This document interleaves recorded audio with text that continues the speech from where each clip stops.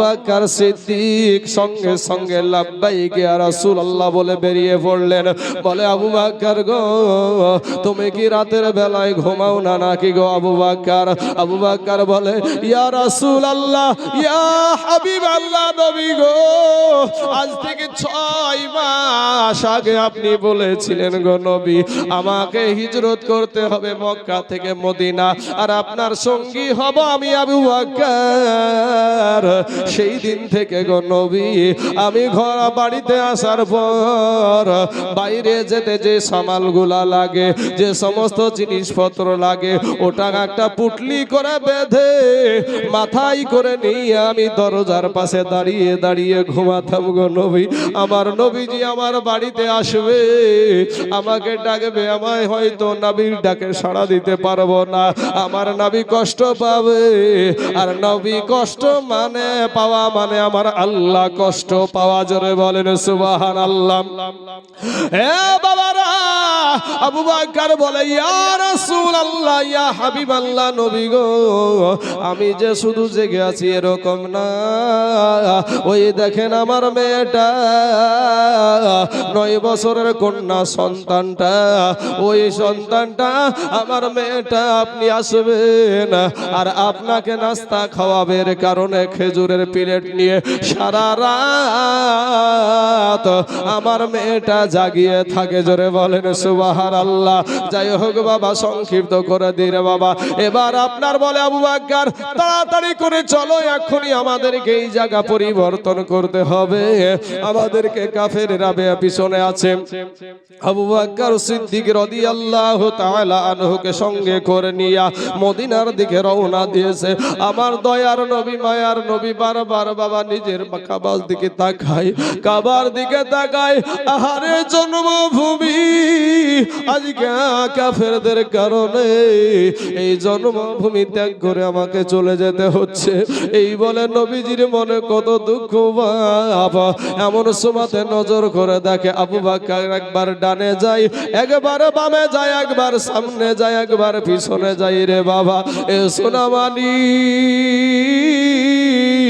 আমার নবী বলছে ও গো আবু বকর, তুমি একবার ডানে যাচ্ছ, একবার বামে যাচ্ছ, একবার সামনে যাচ্ছ, একবার পিছনে যাচ্ছ, এটার কারণ কি? বলে ইয়া রাসূলুল্লাহ, ইয়া হাবিবাল্লাহ, নবী গো, ও গো নবীজি, আপনাকে নিয়ে আমি আজকে হিজরত করছি গো নবী, মক্কা ছেড়ে মদিনায় যাচ্ছি নবী গো। আমি ডানে বামে সামনে পিছনে এই কারণেই যাচ্ছি, কোন দিক থেকে যদি আপনাকে কোন কাফেরের বাচ্চা যদি আপনাকে তীর মারে নবী গো, আমার শরীরে তীরখানা লাগবে, আমি রাহমাতাল লিল আলামিনের শরীরে তীর লাগতে দিব না। জোরে বলেন না একবার সুবহানাল্লাহ। এ বাবারা, আল্লাহওয়ালা ব্যক্তি হওয়া তো সহজ না। দুনিয়ার জমিনে এমন কোন আল্লাহর ওলি নাই, এমন কোন আল্লাহওয়ালা বান্দা নাই রে যে বাবা, যে চোখের পানি ছাড়া কেউ আল্লাহর ওলি হতে পারে না, কেউ সাহাবী হয় নাই রে বাবা। আজকে বাবাজি এবার বাবা আপনার চলে গেলেন, পাহাড় সামনে পড়ে গেল। আমার নবীজি দেখছে কিছুটা আপনার দিন হয়ে আসছে, ফর্সা হয়ে আসছে। বলে আবু বকর গো, আমাদের একটু রেস্ট করার দরকার আছে। আমার নবীকে একটা জায়গায় দাঁড় করে রেখে বাবার একটা গুহার ভিতরে জায়গা দেখলো। ওই গুহার ভিতরে অনেকগুলা ছিদ্র ছিল, অনেকগুলা গর্ত ছিল। আবু বকরের পাগড়িটা ছিঁড়ে ছিঁড়ে গর্তগুলার মুখ বন্ধ করলো বাবা। একটা মুখ আর বন্ধ করার মতো কোনো বস্ত্র নাই। আমার নবীকে ডাকার পরে বাবা তার পাখানা আপনার শর্ট করে দিয়ে উরুটাকে বালিশ বানায়া দিলেন। এই জায়গাটাকে উরু বলা হয় বাবা। এই উরুর ওপরে আমার দয়ার নবী মাথা দিয়ে বাবা একটু বিশ্রাম করছেন, ঘুমিয়ে গেছেন। এইদিকে বাবা ওই গর্তের ভিতরে ছিল একটা বিষধর বিষধর সাপ, ওই বিষধর সাপটা এসে আবু বকর সিদ্দিকের পায়ে বাবা দংশন করে দিয়েছে। যখন দংশন করেছে বাবা গো, চন্দ্রের মতন কত সুন্দর চেহারা, নুরানি চেহারা বাবা। যারা আল্লাহর ইবাদত করে গো, আমার আল্লাহ তাদের চেহারাতে নূর দান করে। জোরে বলেন সুবহানাল্লাহ। এ মা খালারা, দুনিয়ার জমিনে মানুষকে পাগল করার জন্য কত রকমের মেডিসিন মাখরে মা জননীরা, বোনেরা, আমার ভাইয়েরা। দুনিয়ার জমিনে মানুষকে, যুবকদেরকে পাগল করানোর জন্য তুমি কত রকমেরই বা তোমার মেডিসিন ব্যবহার করো। চেহারাটা যদি কালো থাকে ফর্সা করার চেষ্টা করো। আজকে আমার তুমি যে মেডিসিন মাখো, এই মেডিসিন মাখতে মাখতে তোমার রামচিলকে পর্যন্ত তুলে ফেলো। কিন্তু আজকে তোমাকে এমন একটা ওষুধ আমি দিয়ে যাই মা, একটু কানে করে নিয়ে যান গো মা। এটা আপনার জন্য কবর আলোকিত হয়ে যাবে, দুনিয়া তো আলোকিত হয়ে যাবে। জোরে বলেন সুবহানাল্লাহ। কোন আল্লাহর বান্দা বান্দি যদি বাবাজি ফজরের নামাজ পড়ে ওযু করে, ও বাবা গো, ফজরের আজ আপনার ওযু করে যদি ফজরের কেউ নামাজ পড়ে, আমার আল্লাহ তার চেহারায় নূর দান করে দেয়। জোরে বলেন সুবহানাল্লাহ। নামাজ পড়তে রাজি না বাবা, নামাজ পড়তে রাজি না, সারা রাত মোবাইল চালিয়ে বাবা রে সকাল বেলায় ফজরের টাইমে আরাম করে ঘুমায়। আমার আল্লাহ বলে, ও বান্দা বান্দি, তোকে আমি আদর করে সৃষ্টি করেছি রে বান্দা বান্দিরা, আমি তোর আল্লাহ, আমি তোর রব। সারা রাত তোদের জন্য আরাম করার জন্য আমি রাত্রি দিয়েছি, তুই এই রাতের বেলাতে আরাম করলি। আমি আল্লাহর সাথে একটু দিদার করে যা। ফজরের টাইমে আপনার আমার আল্লাহ ডাকে রে বাবা, আমার আল্লাহ তার বান্দাদেরকে ডাকে, আই রে বান্দা আয়, আমাকে তোরে, তোরা আমাকে এসে যখন সিজদা করি আমি খুশি হয়ে যাই, আর খুশি হয়ে তোর জীবনের গুনাহকে মাফ করে দিই। জোরে বলেন সুবহানাল্লাহ। আবার যখন জোহরের টাইম হয়, আমার আল্লাহ ডাক দেয়, বান্দা বান্দি রে, সেই ফজরের টাইমে তোর সঙ্গে আমার কথা হয়েছে, ওরে বান্দা বান্দি আয় না আয়, একটু আয়। মুয়াজ্জিন সাহেব ডাক দিয়েছে, বান্দা বান্দি আই রে, আমার সঙ্গে একটু দিদার করে যা। আসরের টাইমে ডাক দেয়, মাগরিবের টাইমে ডাক দেয়, এশার টাইমে ডাক দেয়, বলে বান্দা আই রে বান্দা আয়, সারা রাত তুই আরামের ঘুম ঘুমাবি, ঠিক আছে রে বান্দা, কিন্তু তোর ঘুমের জন্য যে আমি আরাম করার জন্য রাত্র দিয়েছি, ওরে বান্দা এই রাত্র যদি আমি না দিতাম, পৃথিবীর জমিনে কেউ তোদেরকে রাত দিতে পারতো না, কেউ তোদেরকে দিন দিতে পারতো না। আমি আল্লাহ তোদেরকে মায়া করে দয়া করে দিন দিয়েছি। আই রে বান্দা আয়, আমার সঙ্গে একটু দিদার করে যা, তারপর আরামে বিছানায় ঘুমিয়ে যা। ও বান্দা, তুই এশারের নামাজ পড়লে তোর জন্য আমার রহমতের ফারিস্তা তোকে পাহারা দেওয়ার জন্য প্রস্তুত হয়ে আছে। জোরে বলেন সুবহানাল্লাহ। কিন্তু বাবা গো, আজকে মুয়াজ্জিনের আযান কানে শুনতে পাই, এরপরও মসজিদে যাই না বাবা, এরপরও আল্লাহকে সিজদা করতে চাই না। আমার আল্লাহ বলে, বান্দা তুই মনে করছিস আমার চাইতে তোর বাবা তোকে বেশি ভালোবাসে, ওরে বান্দা তুই মনে করছিস আমার চাইতে তোর সন্তান তোকে বেশি ভালোবাসে, ওরে বান্দা তুই মনে করছিস আমার চাইতে তোর বিবি তোকে বেশি ভালোবাসে, ওরে বান্দা তুই মনে করছিস আমার চাইতে তোর প্রেমিকা তোকে বেশি ভালোবাসে। না রে বান্দা না, আমি আল্লাহর চাইতে তোকে কেউ বেশি ভালোবাসে না। একবার জোরে সোরে বলেন না সুবহানাল্লাহ। আমার আল্লাহ ডাক দিয়া বলে, বান্দা আমি আসমান সৃষ্টি করেছি আমার বলি নাই রে বান্দা, আমি জমিন সৃষ্টি করেছি আমার বলি নাই রে বান্দা, আমি সূর্য সৃষ্টি করেছি আমার বলি নাই রে বান্দা, আমি চন্দ্র সৃষ্টি করেছি আমার বলি নাই রে বান্দা। ওরে বান্দা তুই হলি আমার, জোরে জোরে বলেন না সুবহানাল্লাহ। আল্লাহ ডাক দিয়া বলে, বান্দা রে দুনিয়ার জমিনে আমি তোকে বড় দুর্বল করে সৃষ্টি করেছি রে বান্দা। আল্লাহ কোরআনে বলছেন খুলিকাল ইনসানু দাঈফা। আল্লাহ মানুষকে বড় দুর্বল করে সৃষ্টি করেছে। এখন আপনি বলছেন ভগবানগুলা থানা, রানীতলা থানা, লালগুলা থানা, 14টা থানা মিলে আমাদের বম মারা বন্ধ করতে পারে না ইলেকশনের টাইমে, ভোটের টাইমে। কিসের দুর্বল আমরা? এ যুবক ভাইয়েরা, এ আমার কালেমাওয়ালা মুসলমানেরা, নবীর উম্মতেরা, শোনেন গো, আমার আল্লাহ যেটা বলেছে দুর্বল, ওটাই হলো সঠিক কথা। তুমি যেটা বলছো সেটা হলো বেঠিক কথা। কারণ আমার আল্লাহ কোরআনে বলেছেন খুলিকাল ইনসানু দাঈফা, ইনসান বড় দুর্বল। এখন আপনি যদি বলেন দুর্বল না, আমি বলবো ভাই আপনি একটা মুরগির বাচ্চার কাছেও দুর্বল। একটা মুরগির বাচ্চা বাবা ডিমের ভিতরে, আপনার যখন একটা মুরগি বসানো হয়, ওই মুরগির ডিমটা 21 দিন 22 দিন 23 দিনের ডিম থেকে বেরিয়ে যায়। ডিম থেকে বেরানোর পরে যখন আপনার সকাল বেলাতে ওই বাচ্চাগুলা ছেড়ে দেয়, দেখবেন বাবা বাচ্চাগুলা হেঁটে বেড়ায়, মায়ের সাথে আপনার ঠুকরাইতে থাকরে, খেতে না পারলেও মায়ের সাথে ঠুকরাই। কিন্তু ভাই রে, তুমি তোমার মা জননীর গর্ভে ছিলে 8 মাস, কেউ থাকে 8.5 মাস, কেউ থাকে 9 মাস, কেউ থাকে 9.5 মাস। এরপরে যখন বাবা হসপিটালে যখন আপনার বাচ্চাটা প্রসব করে, বলেন তো ভাই মুরগির বাচ্চার মতন হাঁটতে হাঁটতে বাড়ি আসে নাকি? আসে না। মা চিনে না, বাবা চিনে না, দাদা চিনে না, দাদি চিনে না, কাউকে চিনে না। আমার আল্লাহ বলে বান্দা রে, আমি তোর আল্লাহ তোকে বড় মুহাব্বত করে সৃষ্টি করেছি রে বান্দা।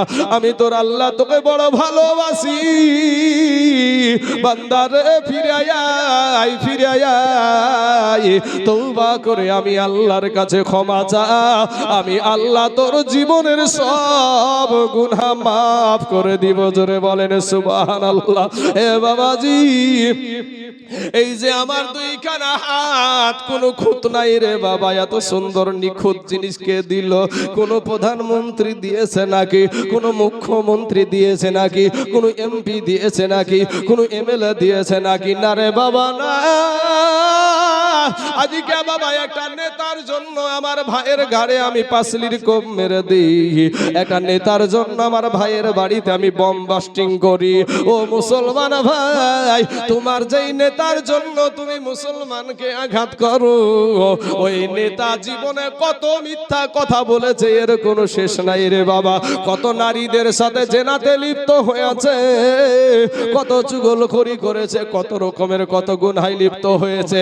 কিন্তু মুসলমানের যিনি নেতা,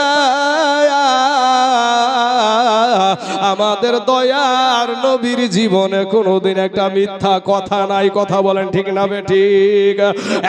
একটা মিথ্যা কথা আমার নবীজির আদর্শতে নাই।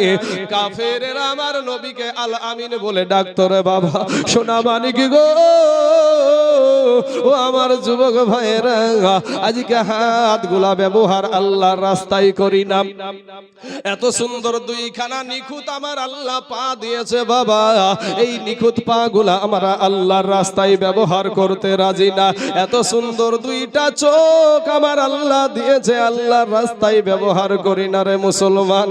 এই চোখ যদি আমার আল্লাহ অন্ধ করে দুনিয়ার জমিনে পাঠায়া দিত, পৃথিবীর জমিনে ভাই এমন কোন ডক্টর ছিল না, এমন কোন সার্জন ছিল না চোখটা আবার ফিরাইয়া দেয়। পারবে নাকি ভাই? চোখটা ফিরাতে পারবে না।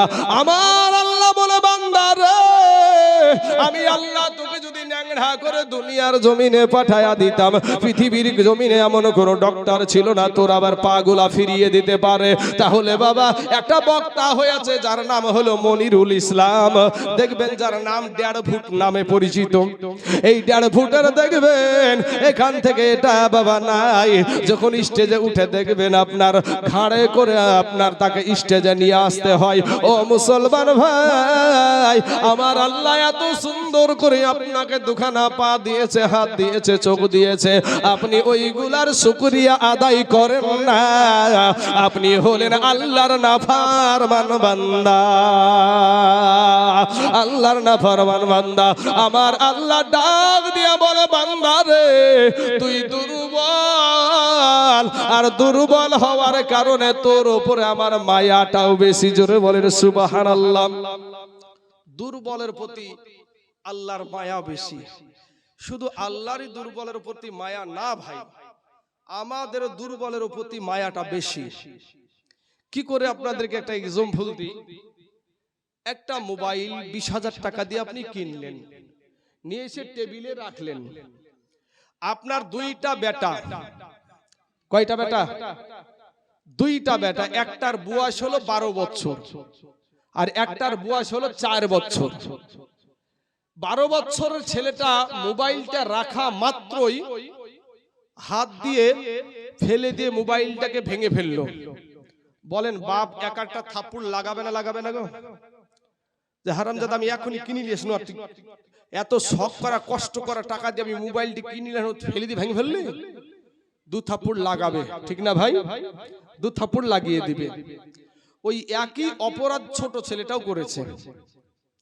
বাপ জানে যে একে যদি ওকে তো 2 থাপ্পড় দিয়েছি, একে যদি 2 থাপ্পড় লাগাই ই তো পটল তুলবে। বাপ কিন্তু এটা জানে। বাপ তখন রেগে গিয়ে চোখটা বড় করে ফেলে। চোখটা বড় করার সঙ্গে সঙ্গে 4 বছরের বাচ্চার জ্ঞান হয়েছে, মোটামুটি জ্ঞান হয়েছে, বুঝতে শিখেছে যে আমার বাপ রেগে গেছে, তা আমি যে অন্যায় করেছি এর কারণে আমার বাপ রেগে গিয়েছে। এটা সন্তান 4 বছর ছেলেটা বুঝে। তো 4 বছরের ছেলেটা তখন কোনো কথা তো আর বলতে পারছে না ঠিক মতন। তখন বাপের চেহারার দিকে তাকিয়ে ওর ভিতরটা কিন্তু মুখের আকৃতিটা দেখবেন আলাদা হয়ে যায়। ভয় পেলে, ছোট বাচ্চারা ভয় পেলে মুখের আকৃতিটা আলাদা হয়ে যায়। বাপ বুঝতে পারে যে আমার এইভাবে তাকানোর কারণে আমার ছেলের কলেজা ফাটছে, আমার বেটার কলেজা ফাটছে। সঙ্গে সঙ্গে দেখবেন মারা তো দূরের কথা, সঙ্গে সঙ্গে কোলে তুলিয়ে বলে, ও বেটা তোমাকে বলিনি, তোমার ভাইকে বলেছি। বেটা তোমাকে বলিনি, তোমার মাকে বলেছি। এই কথা বলি না ভাই আমরা? হ্যাঁ, তাহলে দুর্বলের প্রতি আপনারও মায়া বেশি। আমার আল্লাহ বলে, বান্দা রে আমি তোর আল্লাহর বান্দা, আমি তোর উপর, তুই বড় দুর্বল, তুই দুর্বল হওয়ার কারণে তোর উপরে আমার মায়াটা বেশি। বান্দা রে তোর চাইতে শক্তিশালী জীব আমি হাতিকে বানায়াছি, তোর চাইতে শক্তিশালী জীব আমি উটকে বানায়াছি, তোর চাইতে শক্তিশালী জীব আমি বাঘ বানায়াছি, তোর চাইতে শক্তিশালী জীব আমি মহিষকে বানায়াছি, তোর চাইতে শক্তিশালী জীব আমি গরুকে বানায়াছি। ওরে বান্দা তুই দুর্বল, এর কারণে বান্দারে তোকে ভালোবেসে মুহাব্বত করে আমি আল্লাহ তোদের জন্য ওই চোপায়া জানোয়ার গুলাকে তোদের গোলাম বানায়া দিয়েছি। জোরে বলেন সুবহানাল্লাহ। একটা উট মানুষের ইশারা চলে না, চলে না গো ভাই? একটা হাতি, সার্কাসে হাতি দেখেন না? বাঘ পর্যন্ত মানুষের ইশারায় চলে, চলে না? একটা গরু, মোষ, একটা মোষ যদি খেপিয়ে যায়, ওর কাছে ভিড়া মাল আছে কেউ? একটা মহিষ ভিড়া মাল কেউ নাই। আমার আল্লাহ বলে, বান্দা তোদের জন্য আমি ওদেরকে গোলাম বানিয়ে দিয়েছি। জোরে বলেন সুবহানাল্লাহ। সেই আল্লাহকে ভাই ডাকতে রাজি না, সেই আল্লাহকে ডাকতে রাজি না, সেই কোরআন হাদিসের মাহফিলে আসতে রাজি না। একবার মুহাব্বতের সহিত দুরূদ শরীফ পড়েন, আল্লাহুম্মা সাল্লি আলা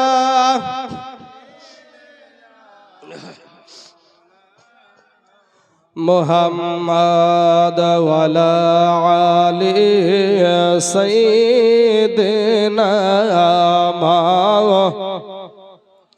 মুহাম্মাদ সাল্লাল্লাহু আলা মুহাম্মাদিন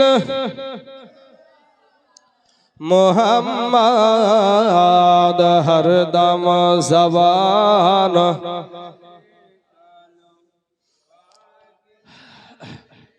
मोहम्मद हरदम ज़बान से निकालो शफी आना मोहम्मद सल्लल्लाहु अलैहि वसल्लम नबीजिर थुथुर मर्যাদা কতটা দেখার জন্য এই জায়গায় এসে পৌঁছলছি বাবা গো। এবার বাবা আবু বকর সিদ্দিককে আপনার সাপে দংশন করেছে। আবু বকরের চেহারা খানা চন্দ্রের মতন চেহারা, এত সুন্দর নুরানি চেহারা বাবা। ওই চেহারাটা সাপের বিষের কারণে একেবারে কালো হয়ে গেছে বাবা, কালো কুৎসিত হয়ে গেছে, কত যন্ত্রণা করে। তারপরেও আমার দয়ার নবীজির ঘুম ভাঙাই না, আমার নবীর ঘুম ভাঙাই না। আমার নবীজি বাবা রে, ওই আবু বকর সিদ্দিকের চোখ দিয়া বাবা পানি ঝরছিল বাবা। ওই ঝরতে ঝরতে একটা ফোঁটা আমার নবীজির কপাল মুবারকে পড়ে গেছে। নবী আমার চোখ উঠিয়ে দেখে আবু বকরের চেহারাটা আলাদা হয়ে গেছে। ডাক দিয়ে বলে, আবু বকর গো, তোমার চেহারা কেন এরকম অবস্থা কেন, কি হয়েছে বলো? আবু বকর বলে, ইয়া রাসূলুল্লাহ, ইয়া হাবিবাল্লাহ, নবী গো, ও গো নবীজি, এই গর্তের ভিতরে গুহার ভিতরে অনেকগুলা ছিদ্র ছিল গো নবী। আমার মাথার পাগড়ি দ্বারা সমস্ত ছিদ্রগুলো আমি বন্ধ করেছিলাম, কিন্তু একটা ছিদ্র আমি বন্ধ করতে পারি নাই গো নবী। ওই ছিদ্র দিয়া বিষধর সাপে আমাকে দংশন করেছে। আমার দয়ার নবী, মায়ার নবী, ওই নবী আমার তার মুখের লালা, তার মুখের থুথু মুবারক বাবা ওই জায়গাতে লাগায়া দিলেন। সাথে সাথে আবু বকর সিদ্দিকের বিষ পানি হয়ে গিয়েছিল। জোরে বলেন সুবহানাল্লাহ।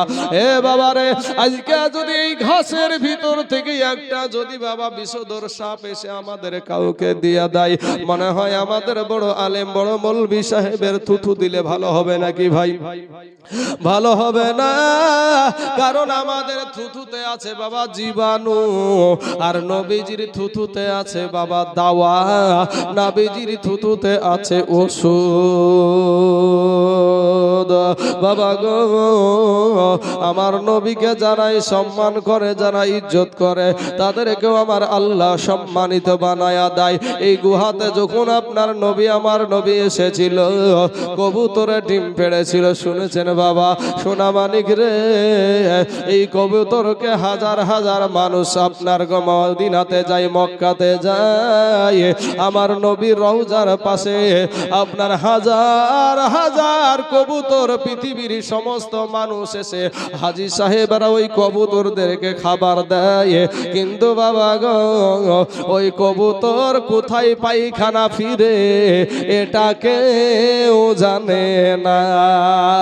একটা পাখি নবীর রওজাকে, নবীজির রওজা শরীফকে বাবা সম্মান করে, কিন্তু আমাদের সমাজে ওহাবি মোল্লারা নবীজির সম্মান বুঝে না, নবীজির শান বুঝে না। কবিতর বলে, দেখি ইয়া মন ভরে না গো নবী, দেখি ইয়া মন ভরে না যেথায় আমার শাহে মদিনা, বাজান যেথায় আমার শাহে মদিনা। ভাইরে ইয়া বাবিলরা থাকে রওয়া যায়, কবুতর তার ডিম পাহাড়িয়া বসিল সেথায়। হায়রে ইয়া বাবিলরা থাকে রওয়া যায়,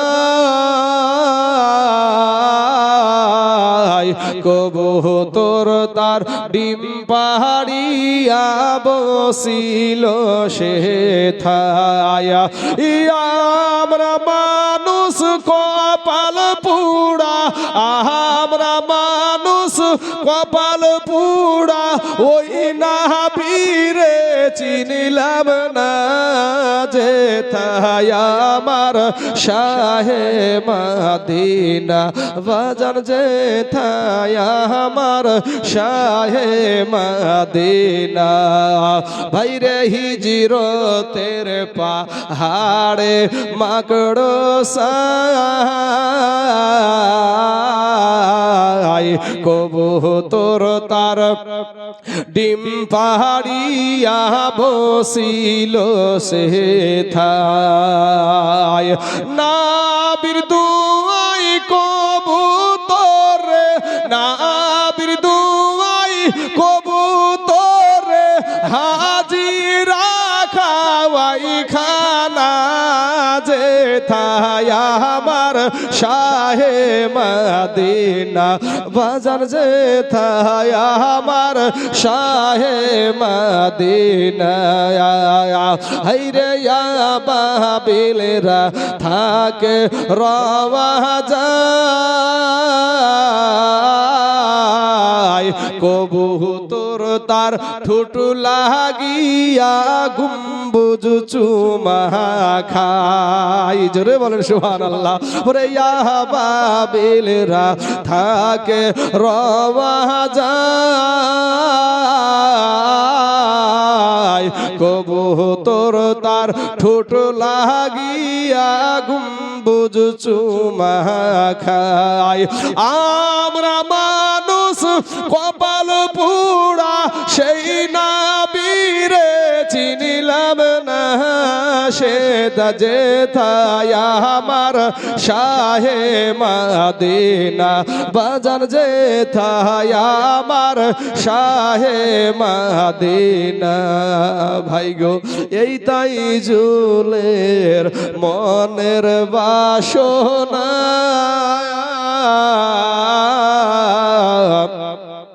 মরণ কালে নাবি দেখিব এই তো কামনা যুবক রে এই তাই জুলের মনের বাসনা মরণ কালে নাবি দেখিব এই তো কামনা মরণ শান হবে মরণ আমার সহজ হবে হবে না কো যন্ত্রণা যেথায় আমার শাহে মদিনা বাজান যেথায় আমার শাহে মদিনা দেখিয়া মন ভরে না গো নবী দেখিয়া মন ভরে না যেথায় আমার শাহে মদিনা আল্লাহ।